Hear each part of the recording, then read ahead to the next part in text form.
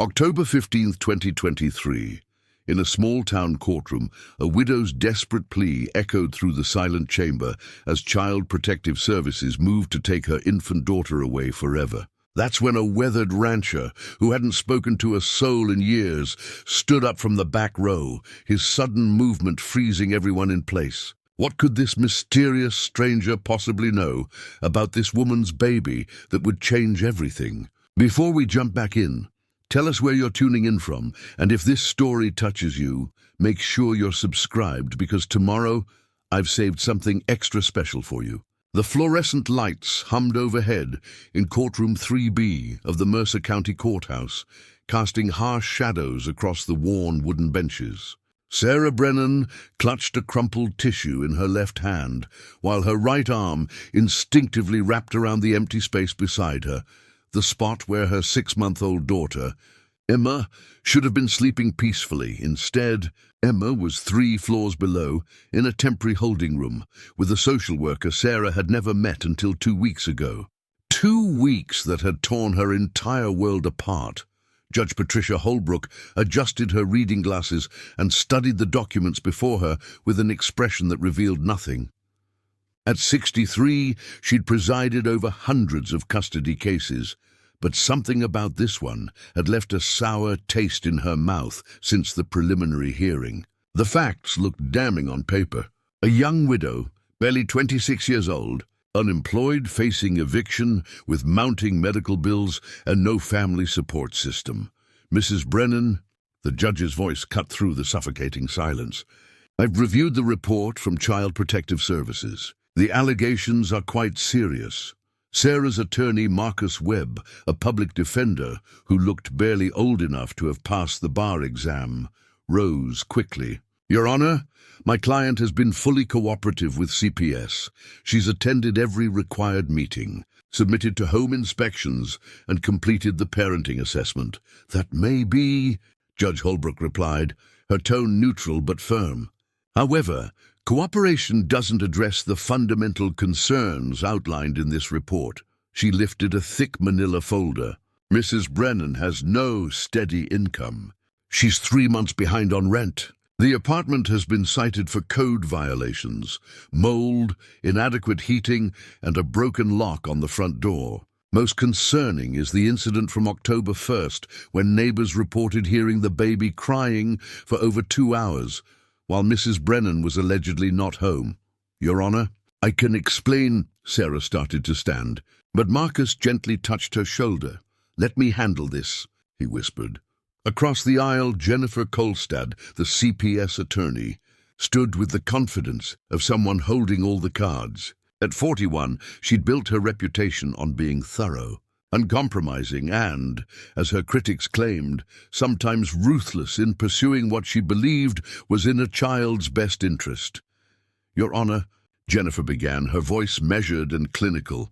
The state isn't questioning Mrs. Brennan's love for her daughter. However, love alone doesn't provide shelter, food, or safety. Emma Brennan deserves a stable home environment, which her mother simply cannot provide at this time.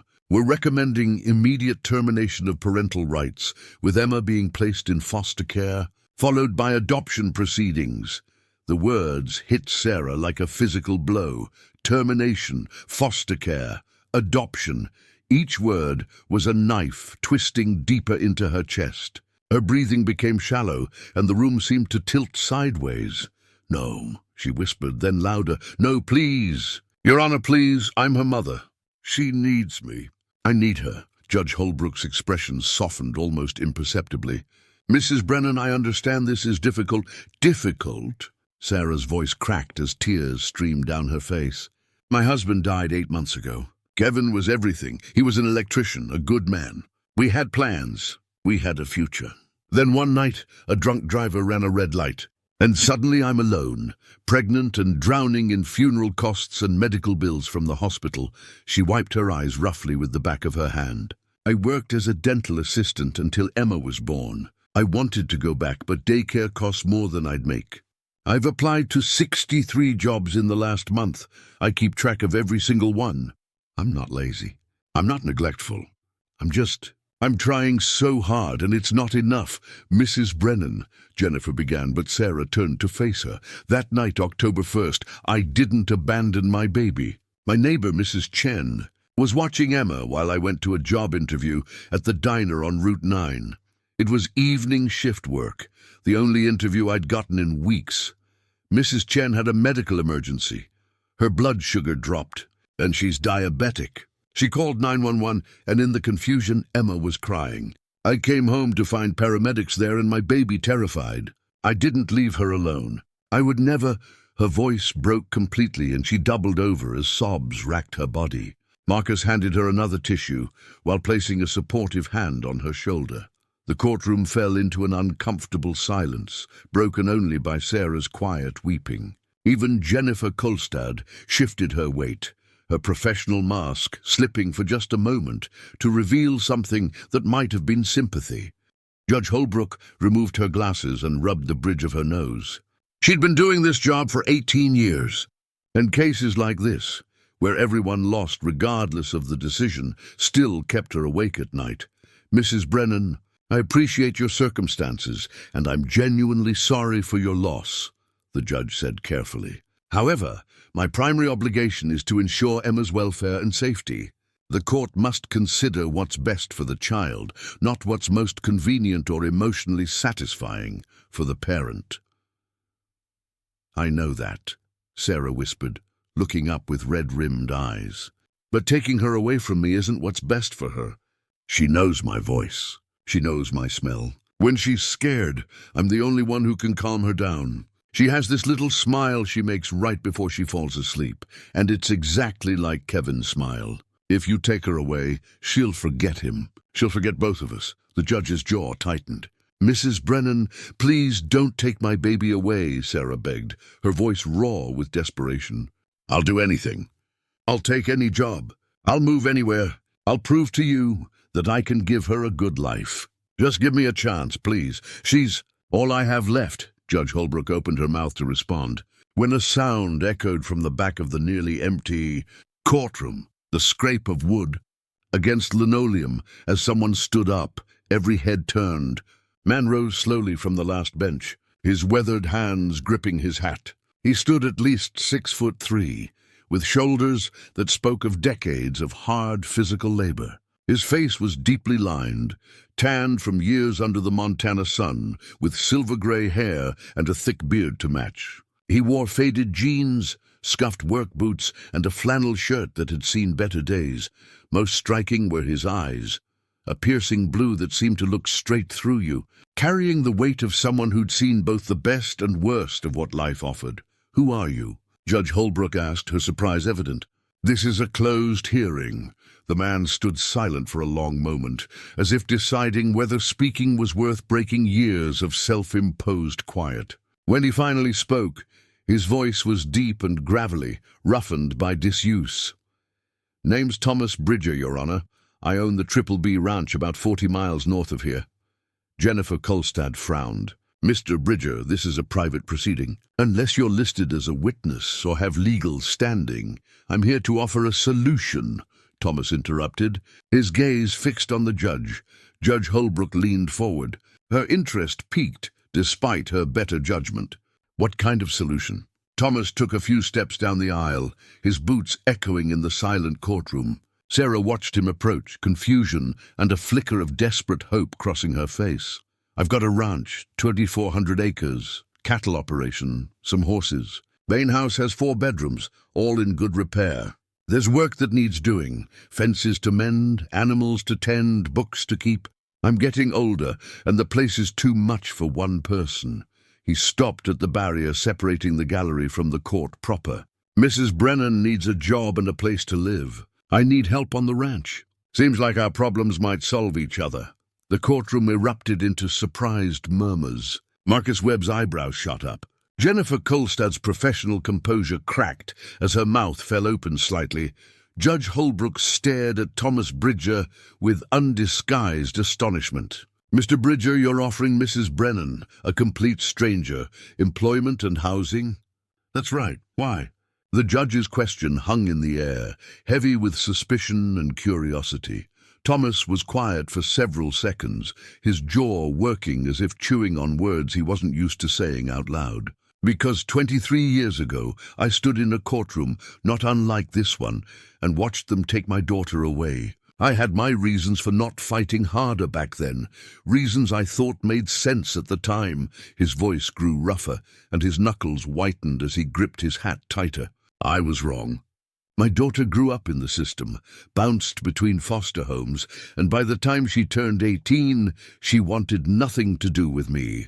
Can't say I blame her. She's got her own family now, and I'm just the man who gave up on her when she needed me most. He looked directly at Sarah, and something passed between them, a recognition of shared pain, of loss that never quite healed. I can't fix what I broke, Thomas continued, but maybe I can keep someone else from making the same mistake. That little girl downstairs needs her mother, and Mrs. Brennan needs a fighting chance. I'm offering that chance. Sarah stood up slowly, her legs shaking. Mr. Bridger, I don't understand. You don't know me. Why would you help me? Thomas's expression softened almost imperceptibly. You remind me of my late wife, Catherine. She had that same look in her eyes, fierce and loving and terrified all at once.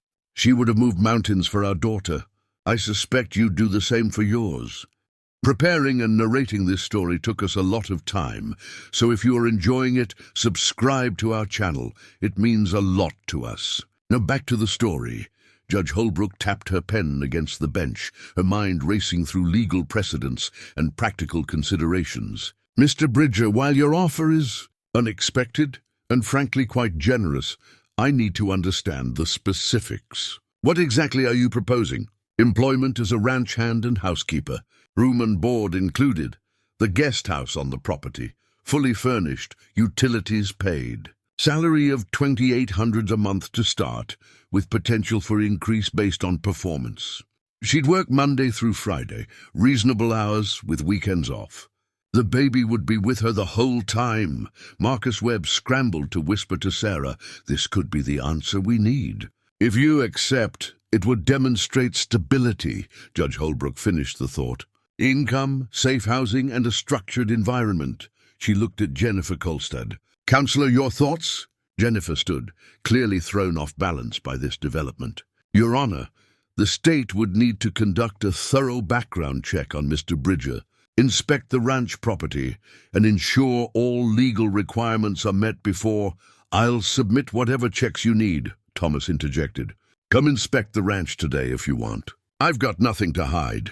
Clean record, no debts. Ranch has been in my family for 3 generations. Judge Holbrook leaned back in her chair, steepling her fingers. This is highly irregular. So is ripping a child from her mother when there might be another way, Thomas replied evenly. The silence stretched out as the judge considered. Sarah held her breath, afraid that any movement might shatter this impossible lifeline that had appeared from nowhere. Finally, Judge Holbrook spoke. Here's what I'm prepared to do. I'm ordering a 30-day continuance. During this time, CPS will conduct a full background investigation on Mr. Bridger and inspect the ranch property. If and only if everything checks out, Mrs. Brennan will begin employment and residence at the Triple B Ranch.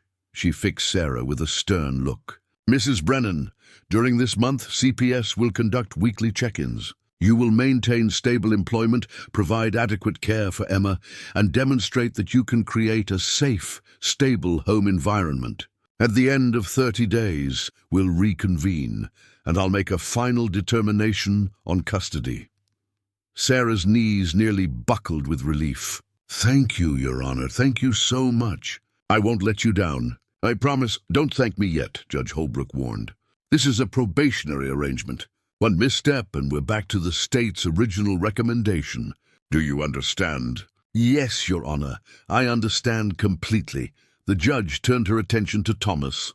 Mr. Bridger, you're taking on significant responsibility here.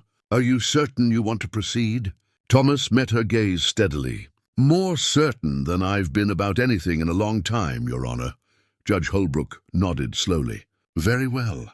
CPS will contact you within 48 hours to begin the background check and property inspection. Mrs. Brennan, you're to continue your current living arrangements until CPS approves the move to Mr. Bridger's ranch. This hearing is adjourned. The sharp crack of the gavel echoed through the courtroom. As people began gathering their papers and preparing to leave, Sarah turned to Thomas Bridger, tears streaming down her face again, but this time from relief rather than despair. "Mr. Bridger, I don't know how to thank you. You've given us a chance when I thought there was no hope left." Thomas shifted uncomfortably, clearly unaccustomed to emotional displays. "No need for thanks, ma'am. Just do good work and take care of your little girl. That'll be thanks enough." "But why?" Sarah asked again, her voice barely above a whisper. "Why would you do this for a complete stranger?" Thomas was quiet for a long moment, his blue eyes distant, as if looking at something or someone far away and long ago. "Because sometimes," he finally said, "the universe gives you a chance to make something right, even if you can't fix what's already broken. And if you're smart, you don't waste that chance." With that, he placed his hat back on his head, nodded politely to the judge, and walked back up the aisle toward the courtroom doors. Sarah watched him go, this silent rancher who had appeared out of nowhere and changed the trajectory of her entire life with a few simple words. Marcus Webb touched her arm gently. "Sarah, we need to discuss the next steps. CPS will want to schedule interviews, and you'll need to prepare." But Sarah wasn't listening. She was already thinking about Emma, about holding her daughter again, about the possibility, however, fragile and uncertain, of building a life for them both on a ranch in the Montana countryside with a mysterious stranger who understood. Loss and second chances.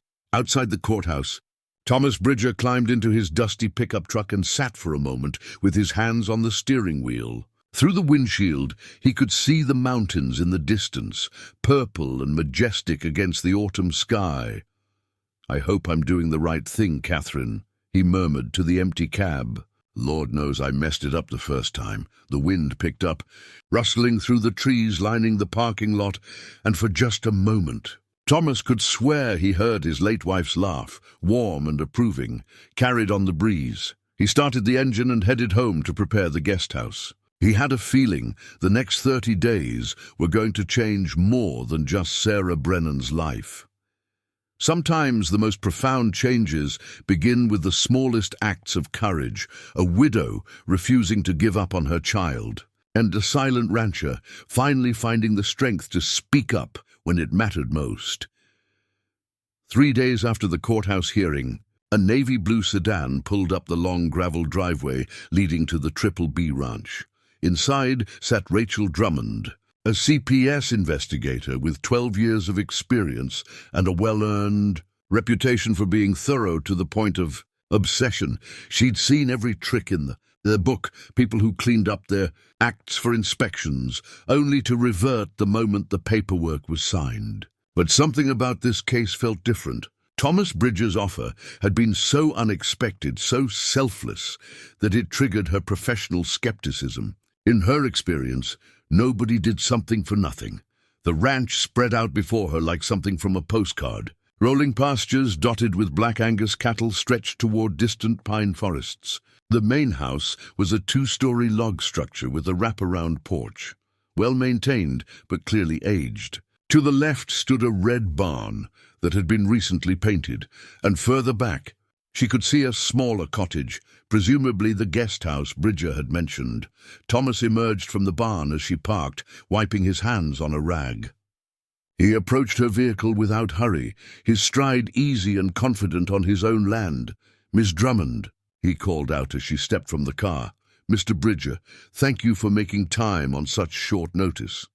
Said I'd cooperate. I meant it." He gestured toward the main house. "Coffee's on if you want some. Otherwise, I'm ready to show you around whenever you are." Rachel pulled out her tablet and a thick clipboard. "Let's start with the guest house, if you don't mind. That's where Mrs. Brennan and her daughter would be living." Thomas nodded and led the way along a stone path that curved through a small garden, mostly dormant now with autumn settling in. but clearly someone had cared for it during the growing season. The guest house was a charming single-story structure with cedar siding and hunter green shutters. He unlocked the door and stepped aside to let her enter first. Rachel's practiced eye swept the interior. The front door opened into a combined living room and kitchen area.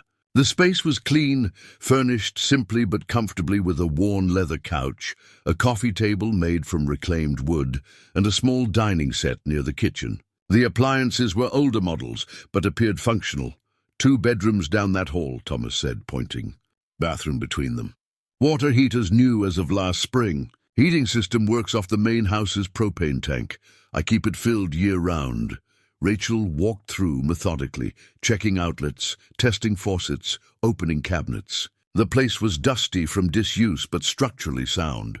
No signs of mold, no pest droppings, no safety hazards she could identify. When's the last time someone lived here? She asked, running her finger along a windowsill. 5 years ago. Had a ranch hand and his wife staying here for about 18 months before they moved on to their own place. Thomas leaned against the doorframe. I'll have it deep cleaned before Mrs. Brennan arrives, if that's what you're thinking. It would help. Rachel made notes on her tablet. Tell me about the day-to-day situation. Mrs. Brennan would be working for you. What exactly would her responsibilities entail? And how would that work with caring for an infant? Thomas had clearly thought this through. Main house needs upkeep, cleaning, laundry, and some cooking. I'm not looking for gourmet meals, just solid food. Ranch books need organizing too. Previous accountant retired, and I'm behind on paperwork. He gestured toward the window overlooking the barn. Physical ranch work would be flexible. Morning feeding rounds, checking fence lines, basic maintenance. She could bring the baby along for most of it, or work during nap times. I'm not unreasonable, Miss Drummond. A baby comes first. And if the baby gets sick, if there's an emergency, nearest hospital is in Ridgemont, about 25 minutes. I've got reliable vehicles. Cell service works fine out here. And Doc Patterson in town still makes house calls for minor things. Rachel studied him carefully. Mr. Bridger, I have to ask the uncomfortable questions. It's my job. Ask away. You're a single man in his 60s, offering housing to a young woman and her infant daughter. You understand why that raises flags? Thomas's expression didn't change, though something flickered in his eyes. Disappointment maybe, but not anger. I figured you'd go there. Let me be clear, I sleep in the main house. She'd be in the guest house with locks on all the doors. There's at least 100 yards between the buildings. I'm offering employment and housing, nothing more. Your background check came back clean, Rachel acknowledged. No criminal record, no complaints, no red flags. But I need to understand your motivation. Why take this on? For the first time, Thomas looked uncomfortable. He moved to the window and stared out at his land, silent for several seconds.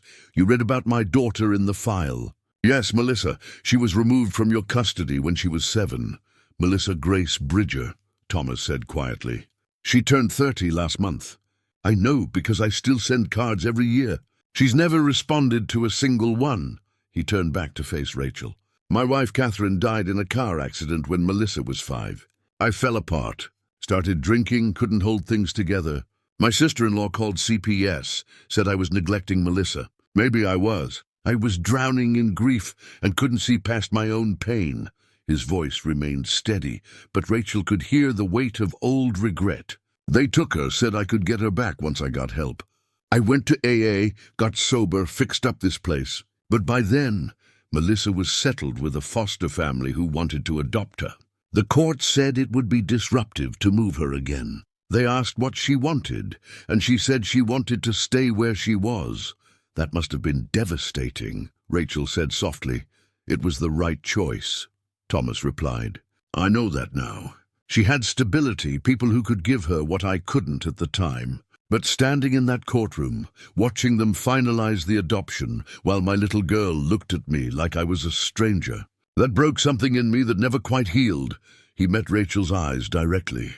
So, when I saw that young woman begging not to lose her baby, fighting with everything she had, when she had nothing left to fight with, I saw a chance to stop someone else from living with my regrets.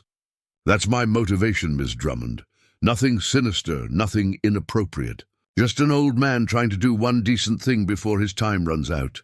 Rachel was quiet for a long moment. In her years as an investigator, she'd developed good instincts about people. Thomas Bridger struck her as genuine, damaged, certainly, but sincere in his offer. "I'll need to interview some of your neighbors, people who know you," she said finally. "Expected that. I wrote down names and numbers." He pulled a folded piece of paper from his shirt pocket. "Harvey Loomis owns the spread to the east. Donna Chen runs the feed store in town. Known her 20 years. Father Michael at St. Timothy's. They'll tell you who I am." Over the next 2 hours, Rachel inspected every inch of the property. The barn was well organized, animals healthy and well fed. The main house was sparse but clean, clearly the home of someone who lived alone and had simple needs. Safety equipment, fire extinguishers, first aid kits, smoke detectors, all present and functional. By the time she climbed back into her sedan, the sun was beginning its descent toward the mountains, painting the sky in shades of orange and pink. "I'll have my report completed within the week," Rachel told Thomas through her car window. "Assuming the reference checks support what I've seen here, I don't anticipate any issues with approval." "Appreciate your thoroughness," Thomas said. "When can Mrs. Brennan expect to hear something?" "Judge Holbrook will make the final call, but if everything proceeds smoothly, she could be moving in within 10 days. As Rachel drove away, she glanced in her rearview mirror. Thomas Bridger stood in his driveway, hands in his pockets, watching her leave. Something about the image stayed with her, this solitary figure on his vast property, trying to atone for old failures by saving someone else from similar fate. She hoped, for everyone's sake, that it would work out across town. Sarah Brennan sat in her cramped apartment, Emma asleep in a portable crib beside the couch. The eviction notice was still taped to her door. The landlord had given her until the end of the month. 23 more days to get her life together, or lose everything. Her phone buzzed with a text from Marcus Webb. CPS inspector visited Bridger's ranch today. "Should have a preliminary report by Friday." "Hang in there." Sarah typed back a quick thanks, then set the phone down and looked at her sleeping daughter. Emma's tiny fist was curled near her mouth, her chest rising and falling with perfect, peaceful breaths. She looked so much like Kevin in that moment that Sarah's heart ached. "We're going to be okay, baby girl," she whispered. "We're going to have a real home and space for you to grow and maybe a chance at something better." She pulled out her laptop, a 5-year-old machine that ran slowly but still worked, and began researching ranching. If Thomas Bridger was giving her this opportunity, she was going to prove she could handle it. She read articles about cattle care, fence maintenance, and basic ranch operations until her eyes burned with exhaustion. Around midnight, she finally closed the laptop and lay down on the couch, too tired to move to the bedroom. Tomorrow she had another job interview, this one at a gas station, but now it felt different. She wasn't desperately grasping at straws anymore. She had a path forward, strange and unexpected as it was. For the first time in months, Sarah fell asleep without crying. The week passed with agonizing slowness. Rachel Drummond completed her interviews, each conversation adding another piece to the puzzle of Thomas Bridger. Harvey Loomis, the neighboring rancher, had been emphatic.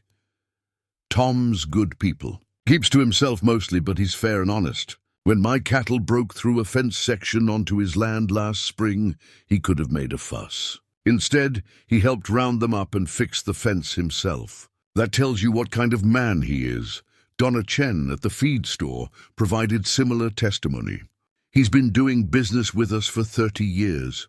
Never bounced a check, never complained about prices, always polite. After his wife died and they took his daughter, he went quiet for a long time. We worried about him, but he pulled himself together, stayed sober. I respect that kind of strength.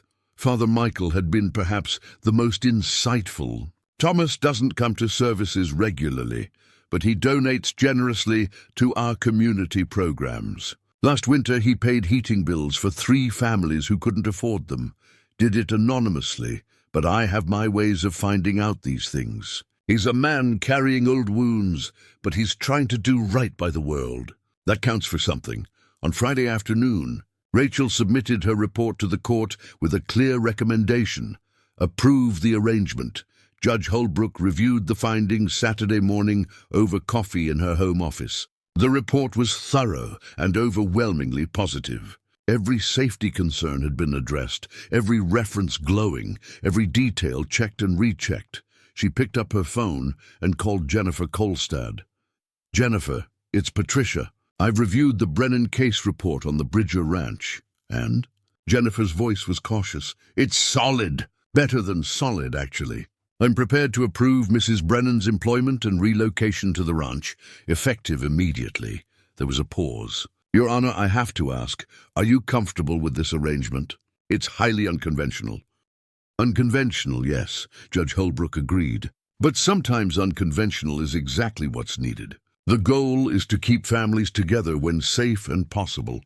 This appears to be both safe and possible." "I'll notify CPS," Jennifer said, though her tone suggested lingering reservations.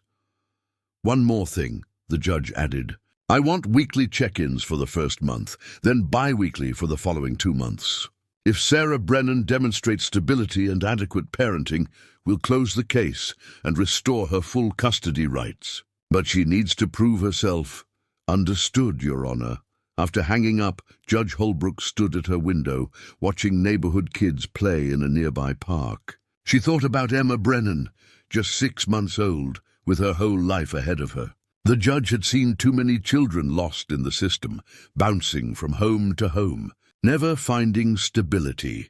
If this strange arrangement with Thomas Bridger gave Emma and Sarah a chance at something better, then Patricia Holbrook was willing to take the professional risk of approving it.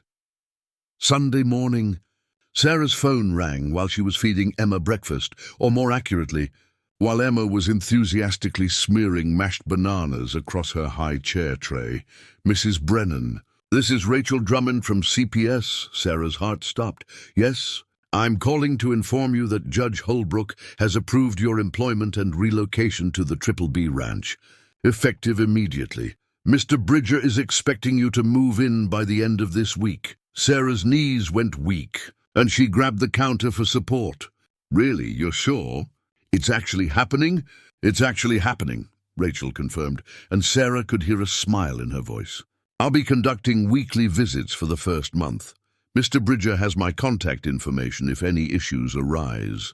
"Do you have reliable transportation to get your belongings to the ranch?" My car barely runs. But yes, I can make it work. Mr. Bridger mentioned he could help with the move if needed." "He has a truck." After the call ended, Sarah stood frozen in her small kitchen, holding the phone and trying to process what had just happened. This was real. She wasn't losing Emma. They were going to have a home. She looked at her daughter, who was now attempting to eat her own toes. Completely oblivious to the life-changing news, "Emma." "Baby, we're going to be okay," Sarah said, her voice cracking with emotion. "We're really going to be okay." That afternoon, she called Thomas Bridger's number, which Marcus had given her after the hearing. He answered on the second ring. "Bridger, Mr. Bridger, it's Sarah Brennan. I just heard from CPS. I wanted to say thank you and to let you know I'll work harder than anyone you've ever hired. I won't let you down." There was a brief pause before Thomas responded, his voice gruff but not unkind. "No thanks necessary, Mrs. Brennan. Just come ready to work and take care of that baby of yours. That's all I ask. I can be there by Wednesday." "Is that too soon?" "Wednesday's fine. I'll have the guest house ready. You need help moving?" "I don't have much, just some boxes and furniture from a small apartment. My car should manage, but I'll drive down Tuesday afternoon."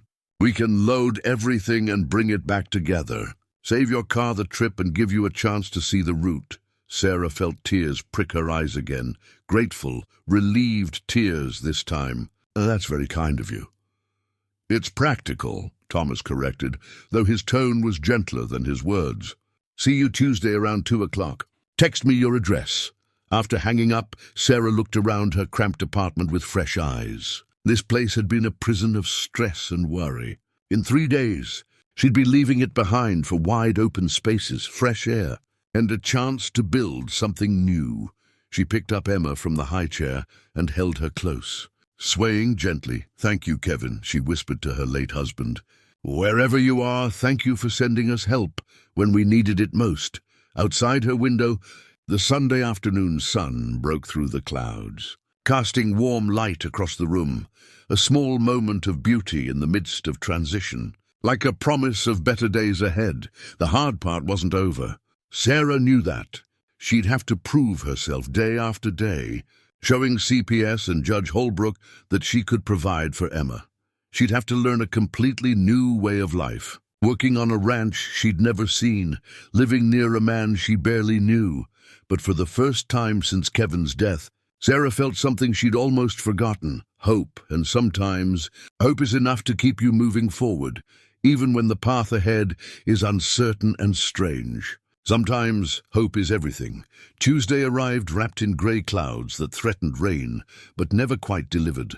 Sarah had spent the previous 2 days packing her life into cardboard boxes, a task that proved both easier and harder than expected. Easier because she owned so little, harder because each item carried memories of Kevin, his favorite coffee mug, the blanket they'd bought together on their honeymoon, Emma's hospital bracelet from the day she was born, when Kevin had cried with joy and called her his little miracle. At precisely 2 o'clock, a dark green pickup truck pulled up outside her building. Sarah watched from her window as Thomas Bridger climbed out, moving with the careful deliberation of someone whose body had logged decades of hard labor. He wore the same type of clothes as the courthouse: jeans, boots, a flannel shirt, as if he owned nothing else. She buzzed him in and met him at her apartment door. Emma balanced on her hip. "Mr. Bridger, right on time, ma'am." He nodded respectfully. Then his eyes shifted to Emma.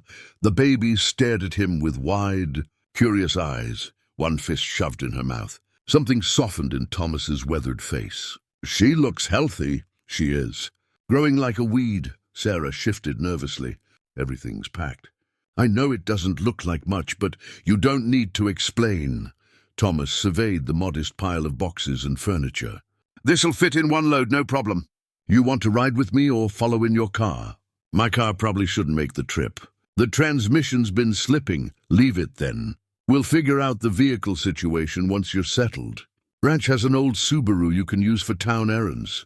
They worked in comfortable silence for the next hour, loading boxes into the truck bed. Thomas handled the heavier furniture with practiced ease, though Sarah noticed him favoring his right knee on the stairs. He caught her looking and shrugged.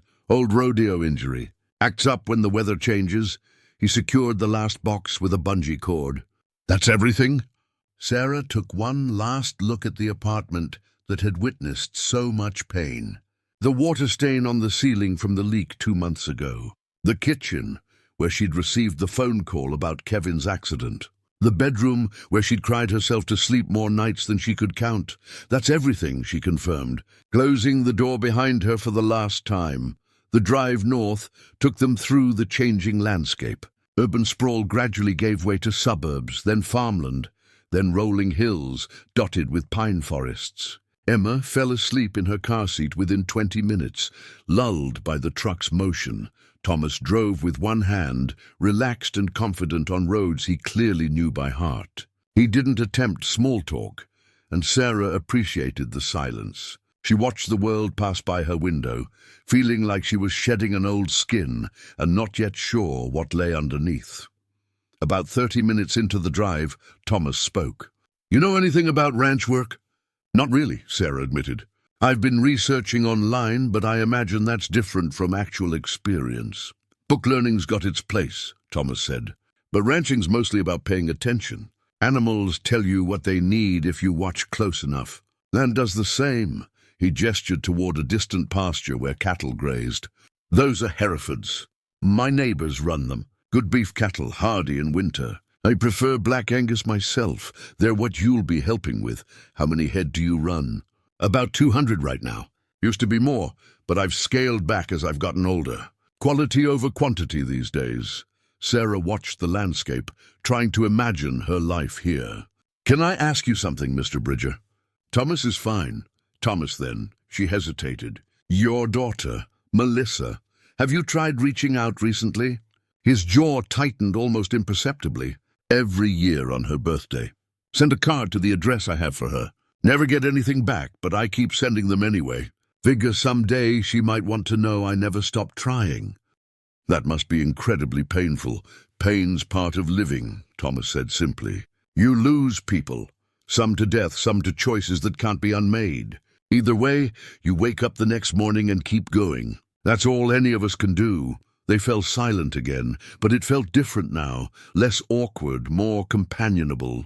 Two people who understood loss, driving towards something neither could quite define. The ranch appeared gradually. First a wooden sign announcing Triple B Ranch, established 1947 at the turnoff from the main road. Then the long gravel driveway winding through pasture land. Finally, the buildings themselves coming into view. Sarah sat up straighter, taking it all in. The reality was somehow both more impressive and more intimate than she'd imagined.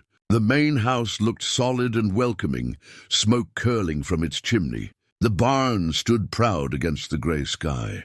And there, nestled among cottonwood trees, was the guest house that would become her home. It's beautiful, she said softly. Thomas pulled up near the guest house and cut the engine. It's land and buildings. You'll make it home or you won't. That part's up to you. He climbed out and started unloading before Sarah could respond. She unbuckled Emma, who'd woken up and was looking around with confused interest at the unfamiliar surroundings. The guest house was exactly as Rachel Drummond had described it, but cleaner. Someone, Thomas, she assumed, had scrubbed every surface until it gleamed. Fresh linens were folded on the bed. The refrigerator was stocked with basics: milk, eggs, bread, butter, some fresh vegetables. A welcome gesture that brought unexpected tears to Sarah's eyes. Figured you'd need some things to start with, Thomas said gruffly, noticing her reaction. There's a grocery store in Ridgemont. I go to town Fridays usually. You can come along until you're comfortable driving the route yourself. You didn't have to do this. Yes, I did. Can't expect you to work if you're worried about feeding your baby. He set down a box marked kitchen. I'll help you unload, then give you space to settle in. We'll start work Thursday morning.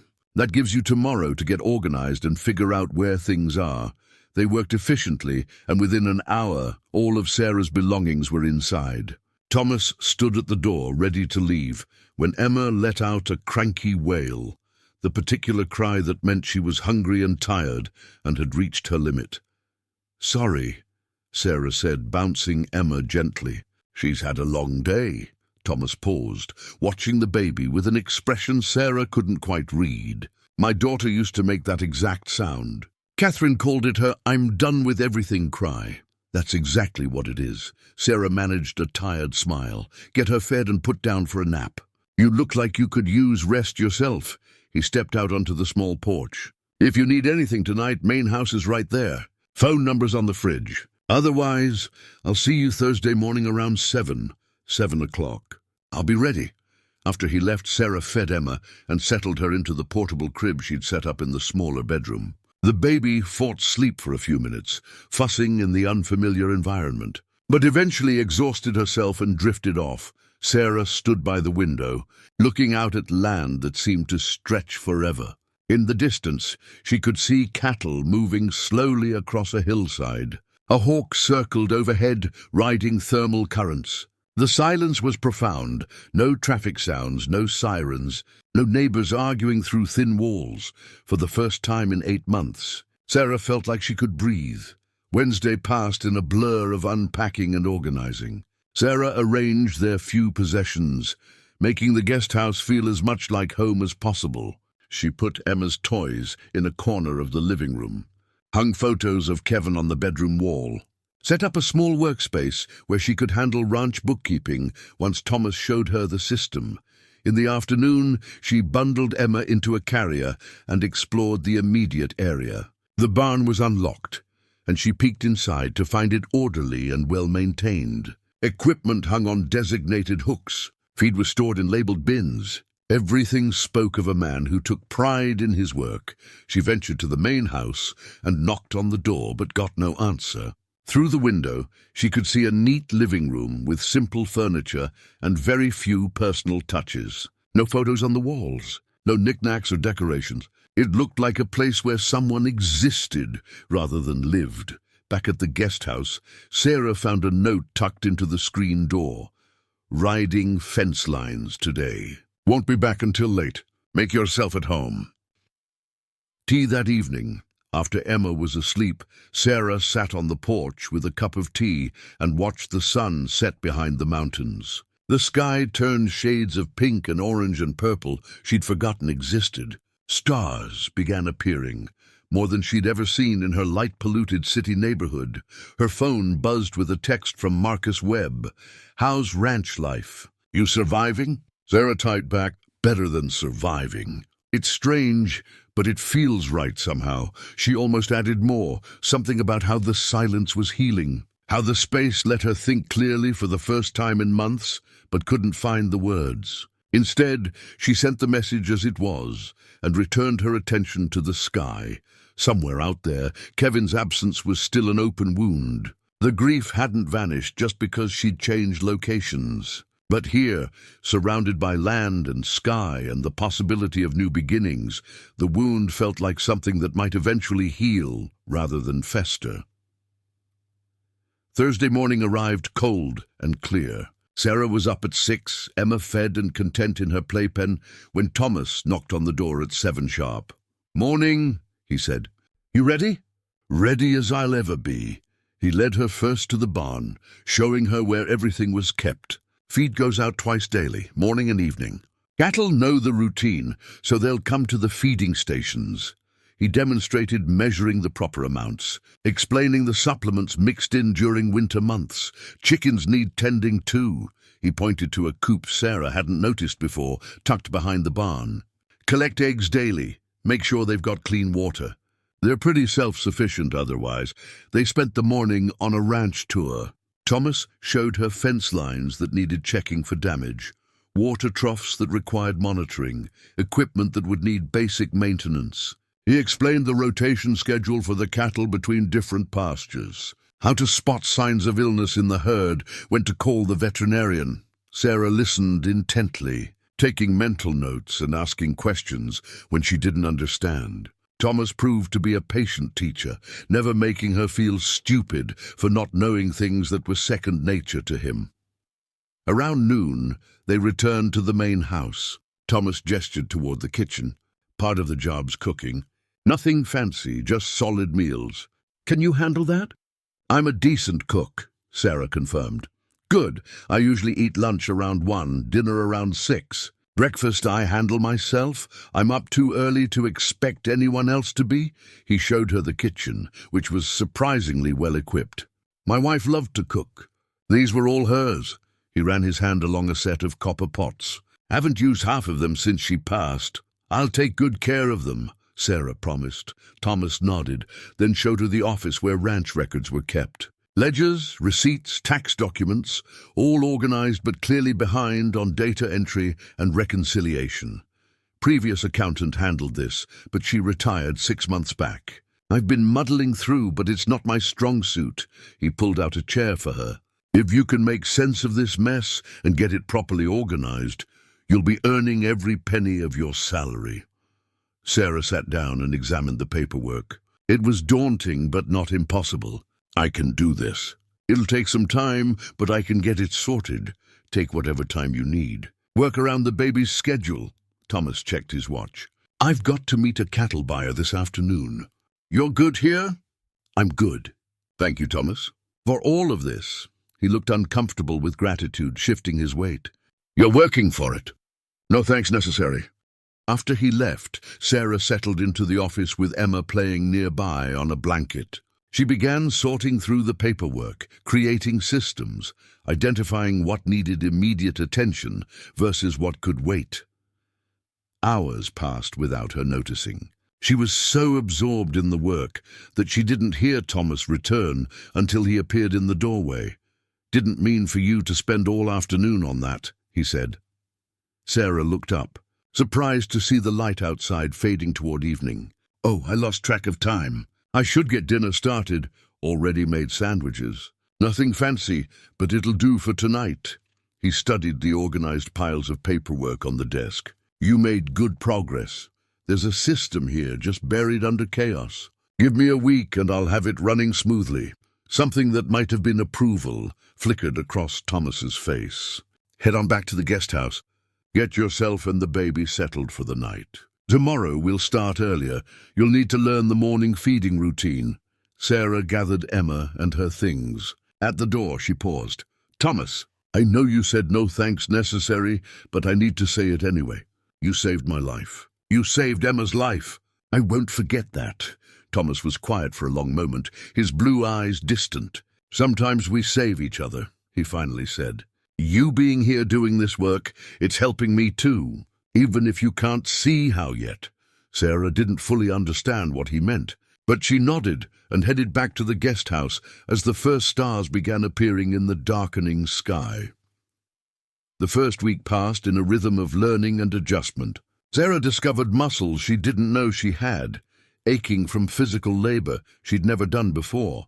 But she also discovered satisfaction in honest work, in seeing cattle well fed, in collecting fresh eggs, in transforming chaos into order in the ranch office.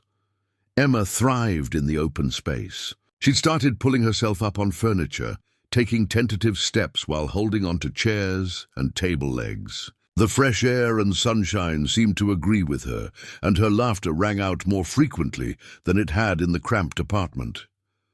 Thomas remained largely silent, but never unkind. He'd appear when needed, offer brief instruction or assistance, then retreat back to his own work and solitude.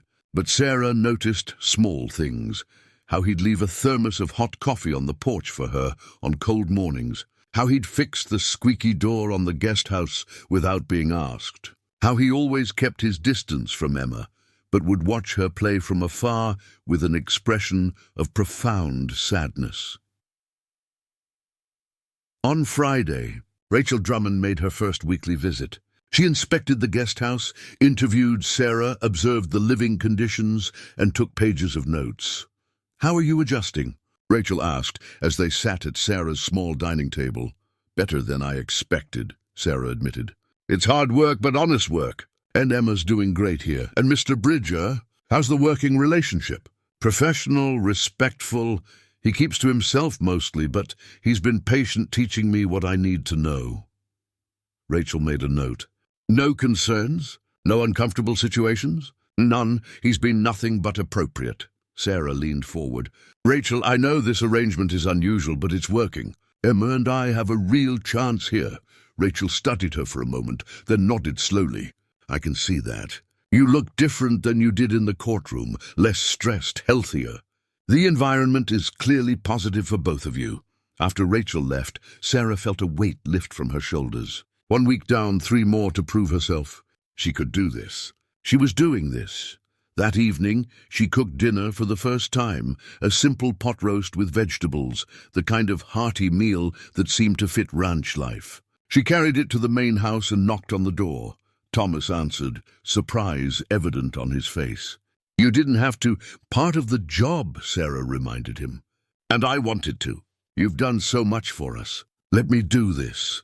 They ate in the main house kitchen, Emma in her portable high chair, making a cheerful mess of mashed carrots. Thomas ate without comment at first, but Sarah noticed he went back for seconds.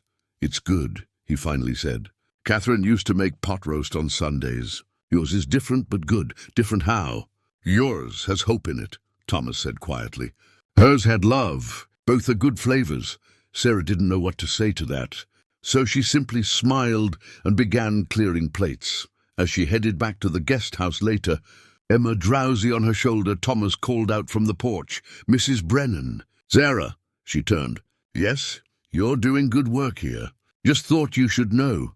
Those simple words, from a man who rarely spoke at all, meant more than Thomas could possibly know. Sarah carried them with her into the night like a precious gift, a proof that she was building something real, something lasting, something worth fighting for, and somewhere in the darkness, Thomas Bridger sat alone in his quiet house, feeling something he hadn't felt in 23 years, the sense that maybe, just maybe, redemption was possible after all.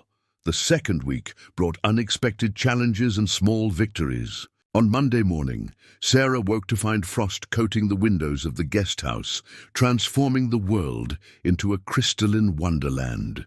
Emma pressed her tiny hands against the cold glass, her breath fogging the pain as she babbled excitedly at the unfamiliar sight.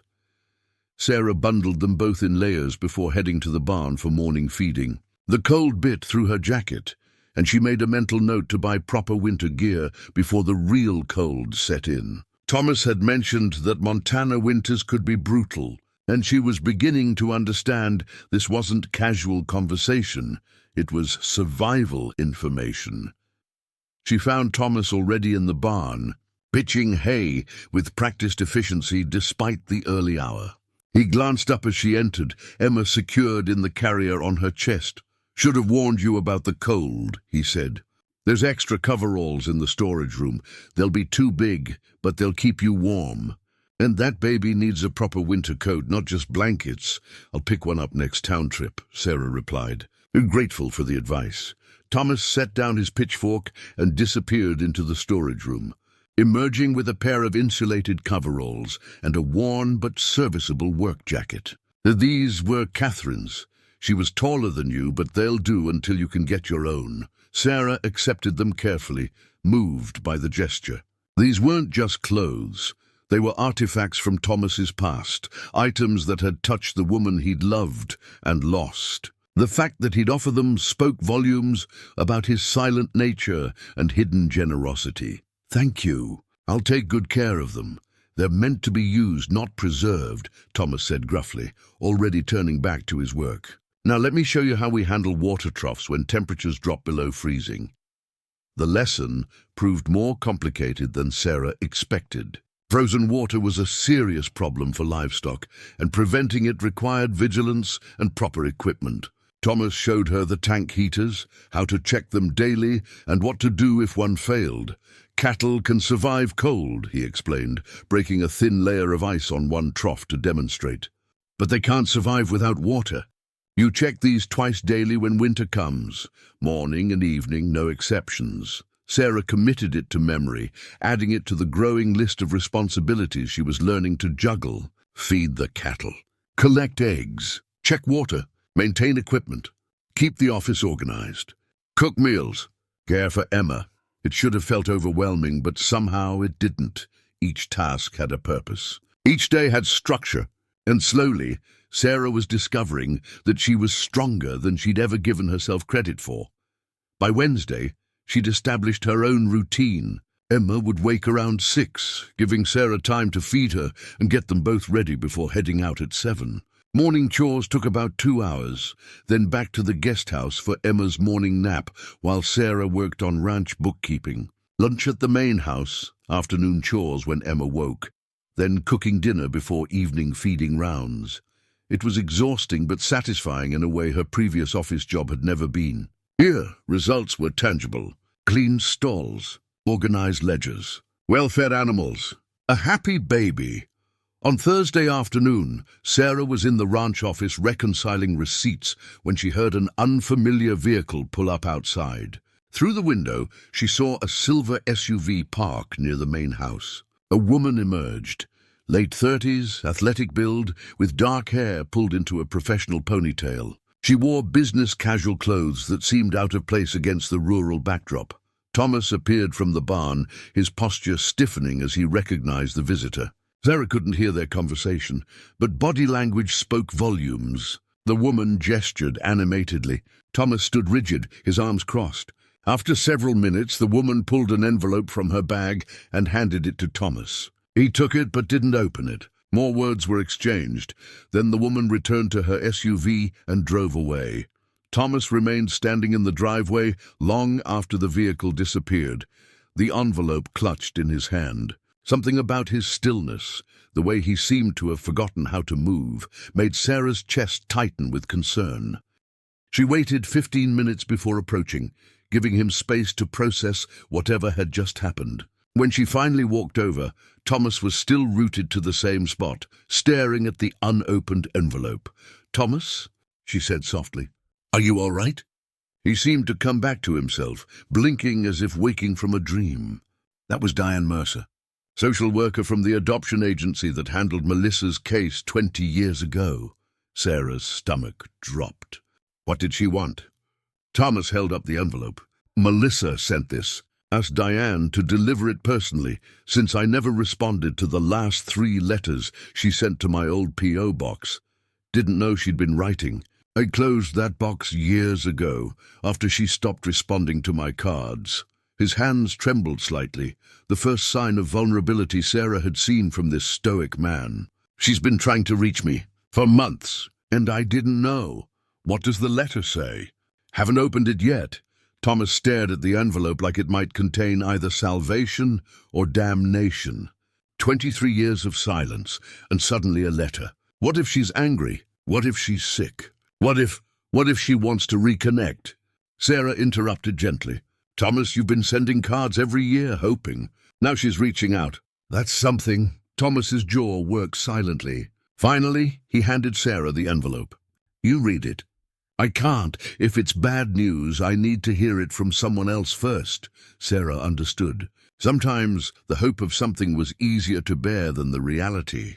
She carefully opened the envelope and extracted 2 pages of handwritten text on simple stationery. The handwriting was neat, feminine, with occasional words crossed out and rewritten, evidence of careful thought and multiple drafts. She began reading aloud.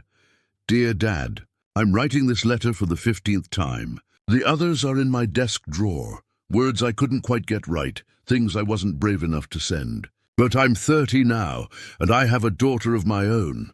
And suddenly all the anger I've carried for so long feels less important than the time I've wasted. I was angry for a long time. Angry that you let them take me. Angry that you didn't fight harder. Angry that you chose alcohol over me. I held on to that anger through 7 foster homes, through high school, through college. It became part of my identity. Melissa, the girl whose father gave up on her. But then I had Sarah. Yes, I named her after Mum's middle name. And something shifted. Suddenly I understood how grief can break you, how loss can make you do things you never thought possible, how sometimes love looks like letting go, even when it destroys you. I don't know if you're still sending birthday cards to my old address. I moved 3 years ago and never sent you the new one because I wasn't ready. But I kept every single card you sent, all 23 of them. They're in a box in my closet, and when Sarah asks about her grandfather, I show them to her. I tell her you made mistakes, but you never stop trying to make them right. Dad, I'm not writing to rehash the past. I'm writing because I'm finally ready to try for the future.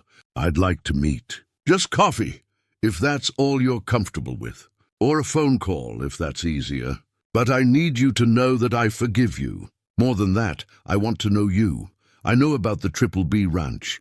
I've driven by twice over the years, but couldn't work up the courage to stop.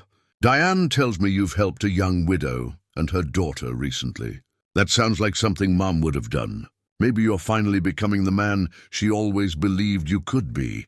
If you want to meet, my number is below.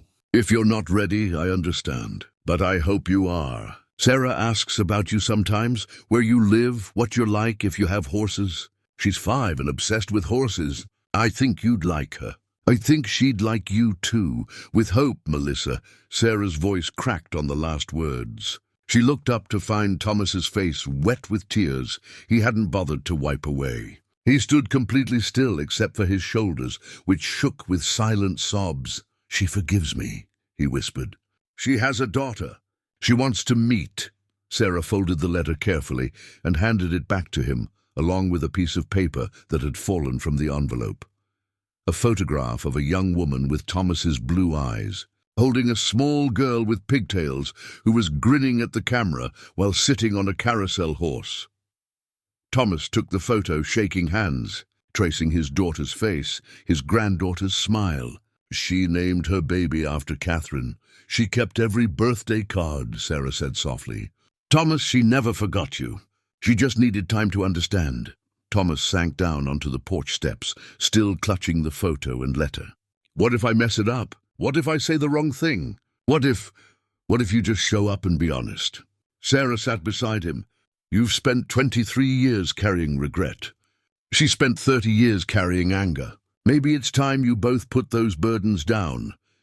They sat in silence for several minutes, watching clouds drift across the afternoon sky. Finally, Thomas spoke. When you showed up in that courtroom, begging not to lose your baby, I saw myself. But I also saw a chance to change someone's story, to keep another parent and child from living with the regret I've carried. He looked at Sarah directly. But helping you, that changed something in me too.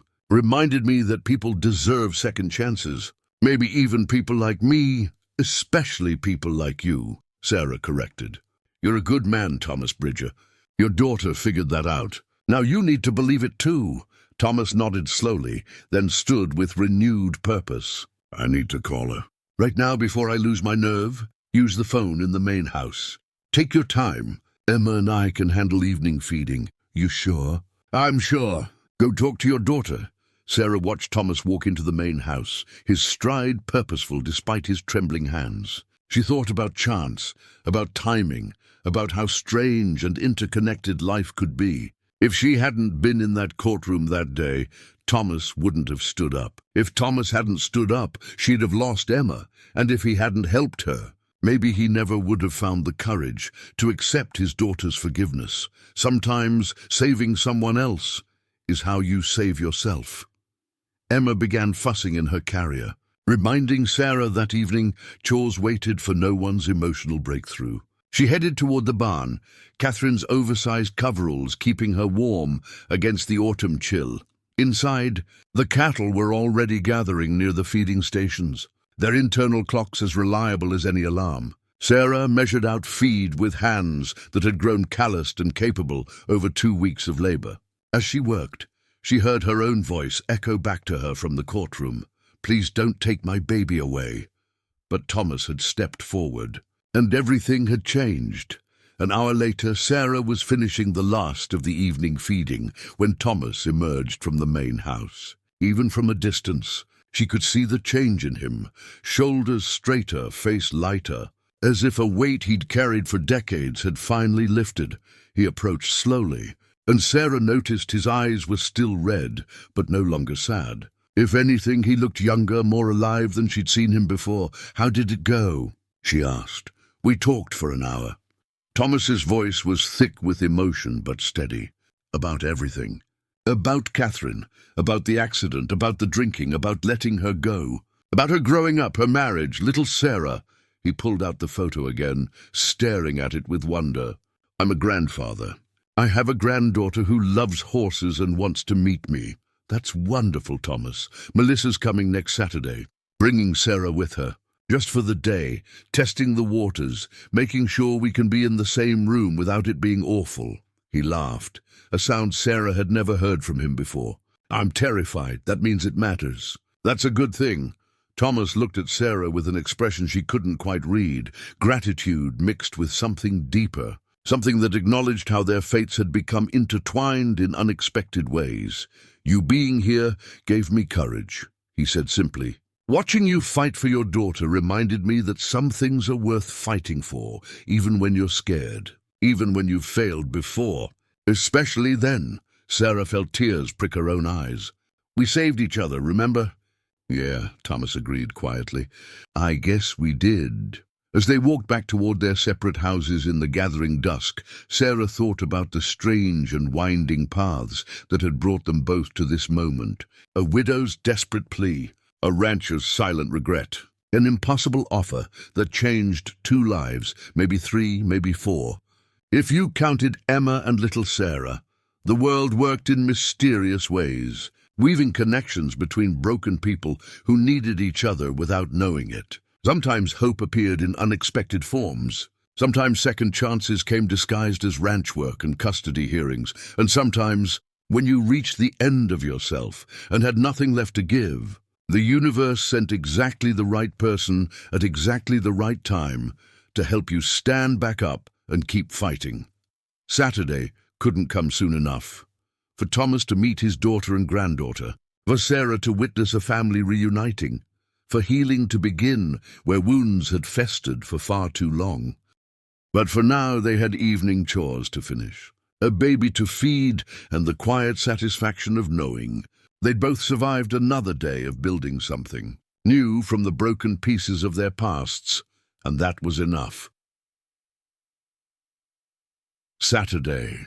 Morning arrived with a clarity that seemed almost orchestrated, crisp autumn air, brilliant sunshine, and a sky so blue it looked painted. Sarah woke early, her stomach tight with nervous anticipation on Thomas's behalf. Today was the day Melissa would arrive with her daughter, and the ranch felt charged with the weight of 23 years of separation coming to an end.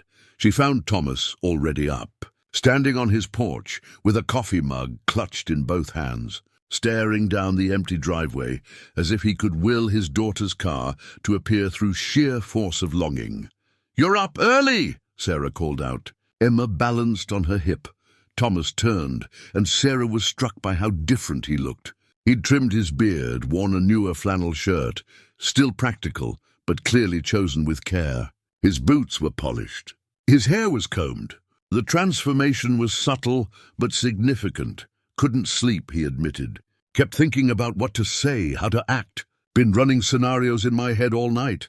And every single one ends with me saying something stupid and her leaving. He attempted a smile that didn't quite reach his eyes. Not particularly encouraging. Sarah climbed the porch steps and stood beside him. "Thomas, she's choosing to come here." "That's not nothing." She could have suggested neutral ground, a restaurant, a park. "But she's coming to your home bringing her daughter. That means she's ready for this, or she wants to see what kind of man I've become before deciding if I'm worth knowing." "Maybe both things can be true," Sarah said gently. "Look, I don't know much about reunions after decades apart, but I know something about being terrified and doing it anyway. You show up, you're honest, and you let whatever happens happen. That's all you can control." Thomas nodded, though tension still radiated from his shoulders. "They should be here around 10. Melissa said Sarah's excited to see the horses. Then let's make sure the barn is presentable. Give you something to do besides stand here working yourself into a panic." They spent the next hour tidying the barn. Not that it needed much work. Thomas kept everything meticulously organized. But the activity helped, giving Thomas's nervous energy somewhere to go. He mucked stalls that were already clean, reorganized tack that was already perfectly arranged, and swept floors that had been swept the day before. At 9:30, Sarah retreated to the guest house with Emma, wanting to give Thomas space when his family arrived. She watched through the window, her own heart hammering sympathetically as the minutes ticked by. At 9:58, a blue Honda Pilot turned into the driveway. Thomas stood frozen in front of the main house, his hat in his hands, as the vehicle approached. Sarah could see his chest rising and falling with rapid breaths, even from her distant vantage point. The Honda parked, and for a moment, nobody moved. Then the driver's door opened, and a woman stepped out. Melissa Bridger was striking, tall like her father, with his same piercing blue eyes and strong jawline, but softened by feminine features that must have come from Catherine. She wore jeans and a sweater, her dark hair pulled back in a practical ponytail. She moved with cautious deliberation, like someone approaching a wild animal that might bolt. The back door opened, and a small girl tumbled out, all energy and pigtails. Little Sarah wore pink boots and a purple jacket, and she immediately started pointing at everything, the barn, the cattle in the distance, the mountains beyond. "Mama, look, are those real cows? Do they have names? Where are the horses? Grandpa, do you have horses?" The word grandpa hit Thomas like a physical blow. Sarah saw his knees buckle slightly, saw him reach out to steady himself against the porch railing. Melissa moved forward slowly, stopping about 10 feet away. Father and daughter stared at each other across a distance that was simultaneously tiny and enormous. 2 decades of hurt and healing compressed into the space between them. "Hi." "Dad," Melissa said, her voice steady but quiet. "Melissa." Thomas's voice cracked. "You look so much like your mother." "I know. I see her in the mirror every day." Melissa's eyes glistened. "You look older, more gray. That's what happens when you spend 23 years wondering if you'll ever see your daughter again. Little Sarah, oblivious to the emotional weight of the moment, had wandered closer to Thomas, studying him with the unfiltered curiosity of a 5-year-old. "You're really tall," she announced. "Mama said you used to be a rodeo cowboy. Did you ride bulls? Did you ever fall off? Do bulls have horns or just cows? Can I see your horses now?" The innocent barrage of questions broke something in Thomas. He actually laughed, and crouched down to little Sarah's level, though his knees protested the movement. "I did ride bulls a long time ago. Yes, I fell off plenty. Both bulls and cows can have horns, but we keep ours polled. That means without horns. And yes, you can absolutely see the horses. Can I ride one?" "Sarah, don't be rude," Melissa interjected, but Thomas waved her off. "She's not being rude. She's being 5. He stood slowly, his eyes meeting Melissa's. "Your mama used to ask a million questions too. Drove me crazy, but I secretly loved it. Meant she was curious about the world." Melissa's composure cracked slightly. "I remember. You'd take me to the barn and answer every single question, even when they didn't make sense. You asked me once why horses couldn't climb trees like cats, and you gave me a 15-minute explanation about hooves versus claws and body weight distribution instead of just saying because they can't. You deserved real answers, not dismissals." They stared at each other again, and Sarah could see the careful walls both had constructed beginning to crumble. 23 years of separation couldn't be undone in moments, but perhaps it could start to heal. "Would you like to come inside?" Thomas asked formally. "I made coffee, and I bought juice boxes for Sarah, though I wasn't sure what kind 5-year-olds like these days." "Any kind with too much sugar," Melissa said with a small smile. "She's not picky." They moved toward the house, little Sarah chattering constantly about horses and cows and whether the barn cats would let her pet them. Thomas answered each question patiently, and Sarah noticed how his voice steadied as he focused on his granddaughter. Sarah turned away from the window, giving them privacy. Whatever happened now was between them. She settled Emma down for her morning nap and tried to focus on paperwork, but her mind kept drifting to the main house and the family reunion unfolding inside. An hour passed, then another. Through the window, Sarah occasionally glimpsed movement, Thomas leading his family to the barn, little Sarah bouncing with excitement, Melissa walking beside her father with gradually relaxing shoulders. Around noon, there was a knock on the guest house door. Sarah opened it to find Melissa standing there, little Sarah beside her. "Hi," Melissa said. "Dad said you're Sarah too. That's kind of funny, we have the same name." "It is," Sarah agreed with a smile. "Come in, can I get you anything?" "Actually, we were wondering if you and Emma would join us for lunch. Dad's making sandwiches, and Sarah here hasn't stopped talking about the baby she saw through the window." Melissa glanced back toward the main house. "Also, I wanted to meet you. Dad told me what you've been through, what he did to help." Sarah retrieved Emma from her crib and walked with Melissa and little Sarah back to the main house. Thomas had laid out an impressive spread: sandwiches, chips, fresh vegetables, cookies that Sarah recognized from the bakery in town. They settled around the kitchen table. Little Sarah immediately fascinated by Emma, who grabbed at the older girl's pigtails with enthusiastic baby hands. "She likes me," little Sarah announced with delight. "Can I hold her?" "If you sit very carefully," Sarah said, helping position Emma in the girl's lap while staying close. Thomas watched his granddaughter with naked emotion, years of loss reflected in his expression. Melissa caught Sarah's eye and mouthed a silent "thank you." Over lunch, the conversation flowed more easily than the morning's careful exchanges. Little Sarah dominated with her endless questions, providing a buffer that kept things from getting too heavy. But between the child's interruptions, real conversation happened. Melissa talked about her work as a dental hygienist, the same profession Sarah had left behind. She described her husband Marcus, who was home this weekend, giving them space for this reunion. She shared stories about little Sarah's kindergarten adventures and her obsession with animals of all kinds. Thomas listened more than he spoke, drinking in details about the daughter he'd missed raising, the granddaughter he'd never known existed until days ago. But when he did speak, he shared carefully chosen memories, Catherine teaching Melissa to bake, family trips to the lake, the way Melissa used to fall asleep in the barn while he worked evening chores. "I don't remember that," Melissa said softly. "You were little. 4, maybe 5. Thomas's eyes grew distant.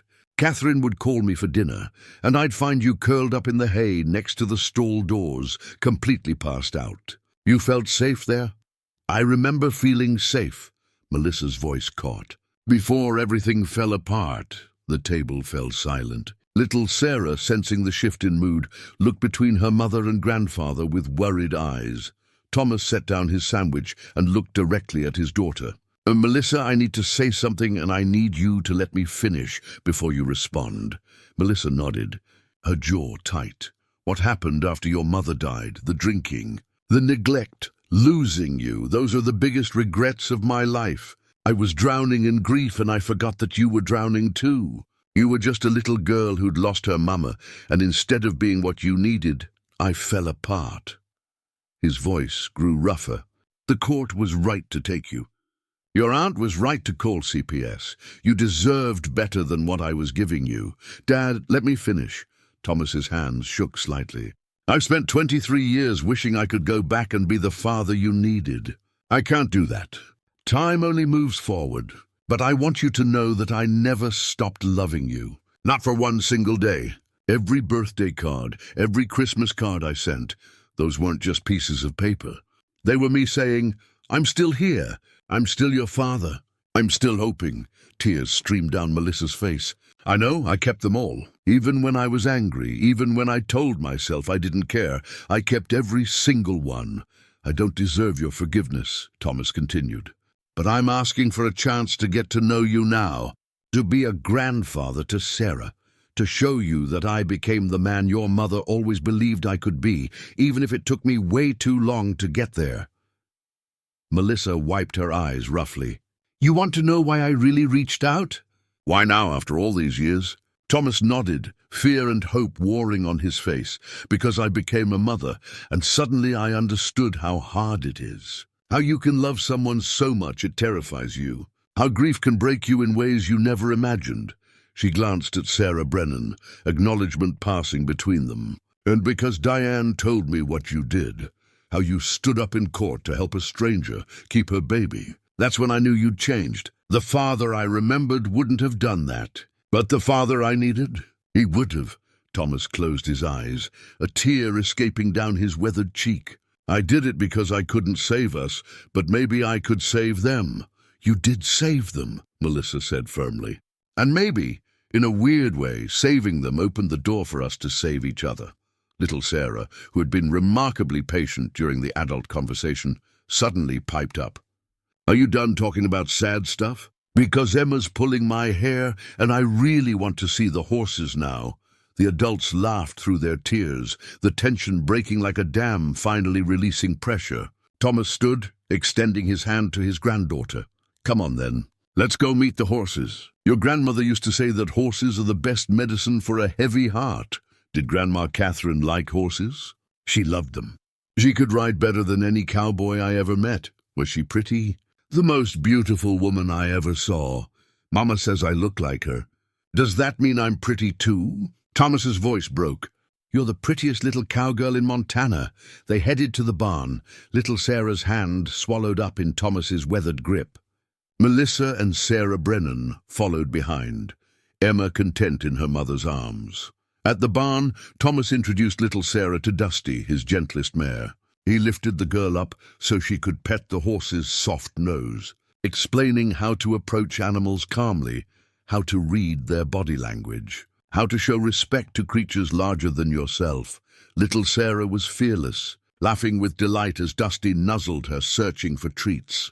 "Can I ride her, Grandpa, please?" Thomas glanced at Melissa, a silent question. She hesitated, then nodded. "Short ride. Just around the paddock. I'll lead her."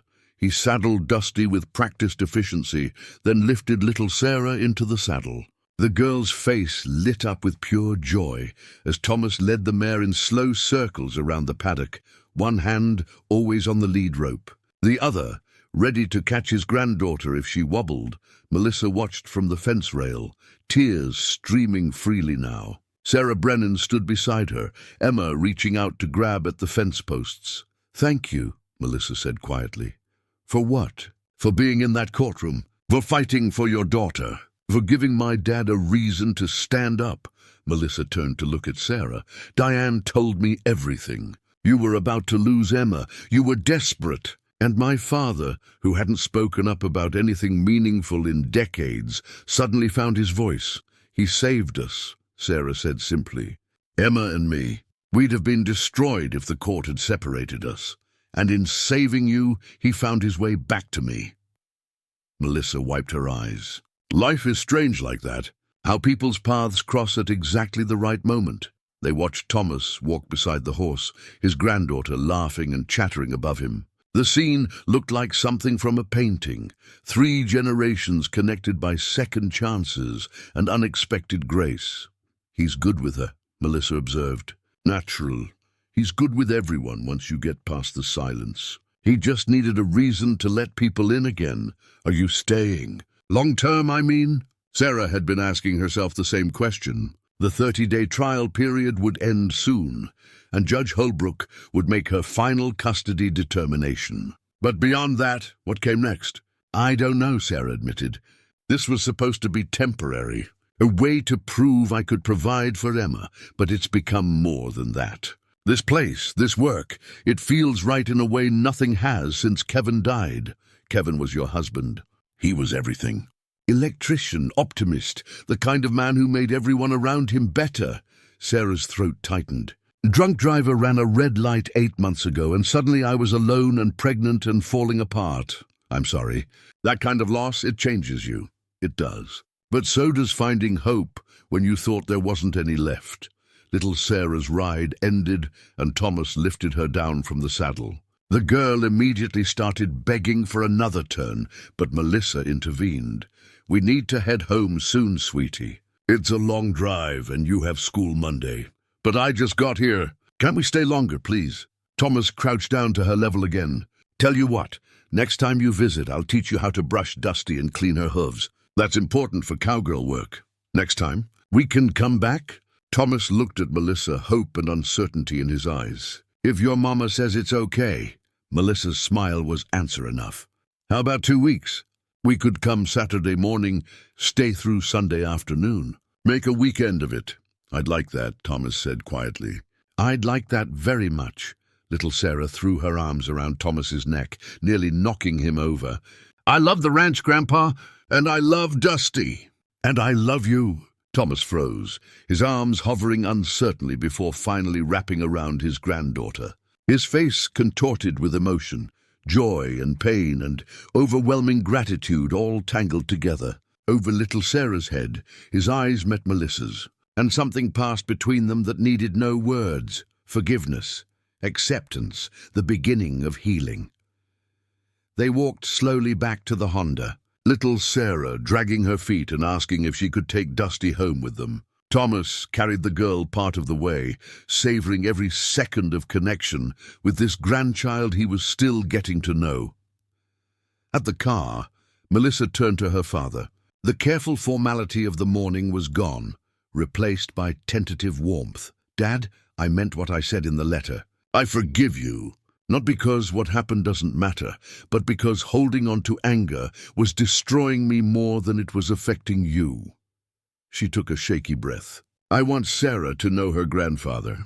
I want to know you as an adult, not just remember you as the broken man from my childhood. I don't know how to be a father after all this time," Thomas admitted. "I'm probably going to mess up. Then you'll mess up and we'll figure it out. That's what families do." Melissa hugged him suddenly, fiercely. "I missed you, Dad, even when I hated you, I missed you." Thomas held his daughter like she might vanish if he let go. "I missed you every single day." They stood like that for a long moment, years of separation slowly dissolving in an embrace that neither wanted to end. Finally, Melissa pulled back, wiping her eyes. 2 weeks. Saturday morning. We'll be here. I'll be counting the days. Little Sarah had already buckled herself into her car seat and was waving enthusiastically through the window. Melissa climbed into the driver's seat, started the engine, then rolled down her window. "Sarah Brennan?" Sarah stepped closer to the car. "Take care of him," Melissa said. "I think you're good for each other," Sarah nodded, not trusting her voice. The Honda pulled away. Little Sarah's face pressed against the window, waving, until the car disappeared down the long driveway. Thomas stood watching until even the dust settled, his hand raised in farewell. When he finally lowered his arm and turned around, Sarah saw his face was wet with tears. But he was smiling, truly smiling, for the first time since she'd known him. "That went better than I hoped," he said roughly. "It went perfectly. She forgave me. She's bringing Sarah back. I have a family again." He shook his head in wonder. 3 weeks ago I was alone on this ranch, just marking time until I died. Now I have a daughter who wants to know me, and a granddaughter who calls me Grandpa. You deserve it, Thomas. You've earned it? Maybe. He looked toward the guest house, then back at Sarah. What about you? Court date's next week. Judge Holbrook will make her final determination on Emma. Sarah had been trying not to think about it, but the date loomed large. Rachel says her reports have all been positive. Marcus thinks the judge will restore full custody. But I'm terrified anyway. What if something goes wrong? What if... It won't, Thomas said firmly. You've done everything asked of you and more. You've proven you can provide for Emma. You're a good mother, Sarah. The judge will see that. And after, when the case is closed and I have full custody again?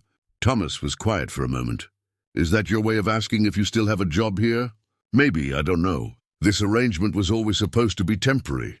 Could be permanent if you want it, Thomas said, not quite meeting her eyes. Ranch needs the help. Emma seems happy here. And to be honest, having people around, having you and Emma around, reminds me that life's meant to be lived, not just endured. Sarah felt something unknot in her chest. I'd like that. Emma loves the space, the animals, and I've never felt more capable than I do here. Like I'm building something real. Then stay, for as long as you want. No strings, no pressure. Just honest work and a safe place for you and Emma to grow. They shook hands, sealing the agreement, but it felt like more than a business arrangement. It felt like two people who'd saved each other, choosing to keep building something together. That evening, Sarah cooked dinner at the main house, a celebration meal of roasted chicken and vegetables. Thomas was more talkative than she'd ever seen him, recounting details from the visit, marveling over little Sarah's questions, replaying moments with Melissa. She has Catherine's laugh, he said suddenly. I'd forgotten that. But when little Sarah made Dusty snort and Melissa laughed, it was like hearing Catherine again, like she was right there. She'd be proud of you, Sarah said. Catherine, for standing up in that courtroom, for opening your home, for forgiving yourself enough to let Melissa back in. You think, I know, any woman who loved you enough that you're still grieving her 25 years later, she'd want you to be happy. She'd want you to have a family again. Thomas nodded slowly, processing this. Maybe you're right. Maybe it's time to stop just surviving and start actually living again. After dinner, Sarah walked back to the guest house under a sky absolutely ablaze with stars. Emma was already asleep, content and healthy and safe. Tomorrow would bring new challenges, ranch work, court preparations, the everyday tasks of building a life. But tonight, Sarah let herself feel something she hadn't felt in months. Peace. She thought about the courtroom, about standing before Judge Holbrook and begging not to lose her daughter. She thought about Thomas rising from the back bench, breaking years of silence to offer help to a complete stranger. She thought about how one moment of courage, his and hers both, had changed multiple lives. Melissa had her father back. Thomas had his family. Little Sarah had a grandfather who would teach her about horses and answer her endless questions. And Sarah? She had a home, a purpose, work that mattered, and the knowledge that Emma would grow up safe and loved, all because a widow refused to give up. And a silent rancher finally found his voice.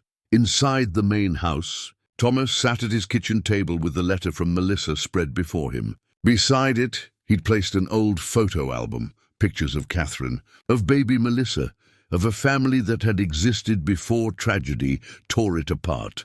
But next to the old photographs, he set the new picture Melissa had given him, her and little Sarah on the carousel horse, both grinning at the camera.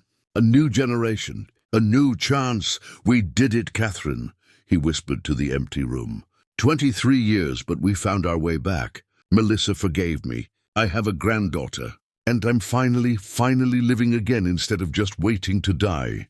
The wind picked up outside, rattling the windows gently, and Thomas could swear, though he'd never admit it to anyone, that he heard his wife's voice carried on that breeze, warm with approval and love.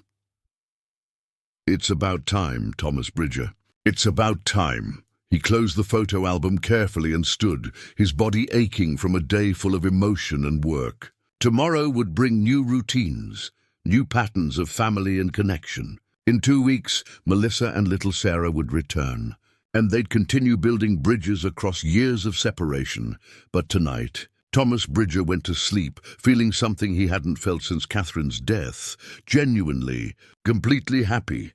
Sometimes the most profound changes begin with the smallest acts of courage. A widow's desperate plea, a rancher's unexpected offer, a daughter's letter of forgiveness. Each moment of bravery built on the last, creating ripples that spread far beyond what anyone imagined. And sometimes, when you reach the end of yourself and stand at the edge of losing everything, the universe sends exactly the right person at exactly the right time, not to save you, but to give you a chance to save yourself.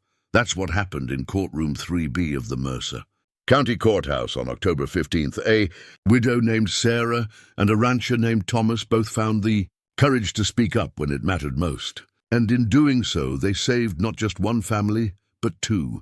3 weeks later, Judge Holbrook signed the order restoring Sarah Brennan's full parental rights. The case was closed. Emma was officially, permanently, legally her mother's daughter, with no restrictions or oversight. Sarah framed the document and hung it on the guest house wall, not as a trophy, but as a reminder that even in the darkest moments, hope can appear in unexpected forms.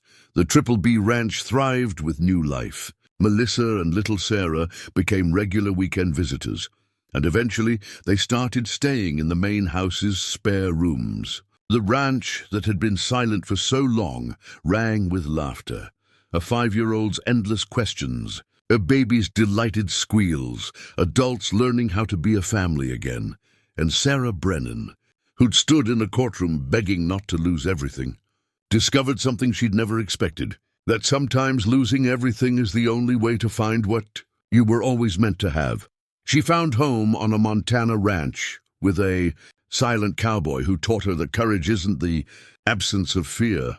It's speaking up even when your voice shakes, standing up even when your knees buckle, and believing in second chances even when first chances failed. Sometimes that's all any of us can do, and sometimes that's enough. Up next, you've got 2 more standout stories right on your screen. If this one hits the mark, you won't want to pass these up. Just click and check them out. And don't forget to subscribe and turn on the notification bell so you don't miss any upload from us.